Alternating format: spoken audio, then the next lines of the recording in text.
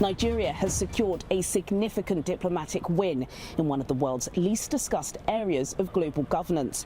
At the International Seabed Authority Assembly in Jamaica, Nigeria was unanimously elected Vice President of the Assembly Bureau, giving the country a stronger voice in decisions over the future of the deep ocean beyond national borders.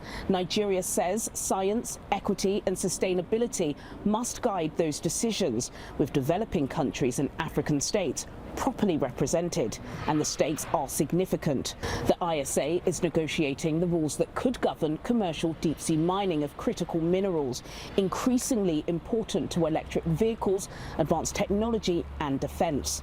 As global competition for those resources intensifies, Nigeria now has a seat at the table where the rules are being shaped. I've been speaking with Dr. Damilola Olawuyi San, Professor of Energy and Natural Resources Law and one of Nigeria's foremost experts on international seabed governance. This is another major milestone that reinforces the country's growing diplomatic influence and leadership in the mining and energy sector. As you may already know, just recently we celebrated Nigeria's successful bid to host the $5 billion Africa Energy Bank, which is now going to be located in Abuja. And we're all full of praise that that is a landmark achievement that will indeed boost economic activity in Nigeria and even across Africa. So receiving this latest news of Nigeria's election as Vice President of the 2026 Assembly of the International Seabed Authority, I think is indeed, I would say, is a positive wave of commendable development in Nigeria's diplomatic effort, and I think it reinforces the key roles that international diplomacy can play for Nigeria as we seek to ramp up economic achievement and gains under the current administration.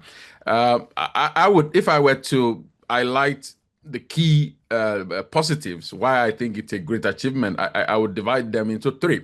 I think number one is that, like I mentioned, having Nigeria at the table in terms of shaping the international rules governing seabed mining, I think it's indeed very strategic. Just recently, the UN adopted the BBNG agreement on sustainable use of marine resources.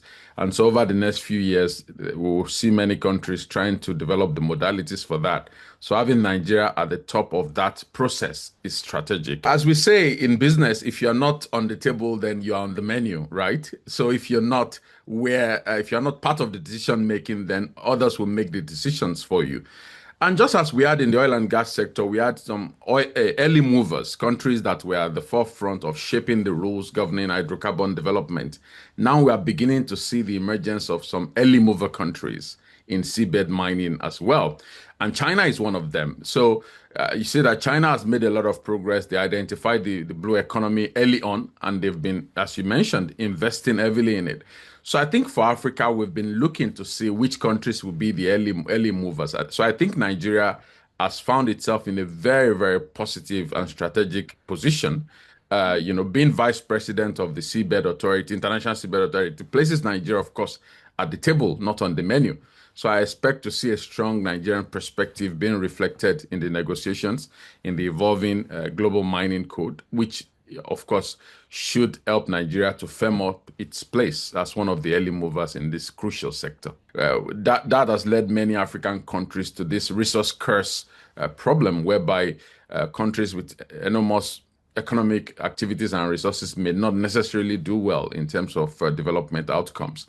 So it is crucial for the International Seabed Authority to begin to balance both objectives. And as vice president of the ISA, I think Nigeria can be at the forefront of providing contemporary and practical lessons on the drivers of the resource curse, and how stakeholders in this sector can avoid a repeat in the context of deep sea mining.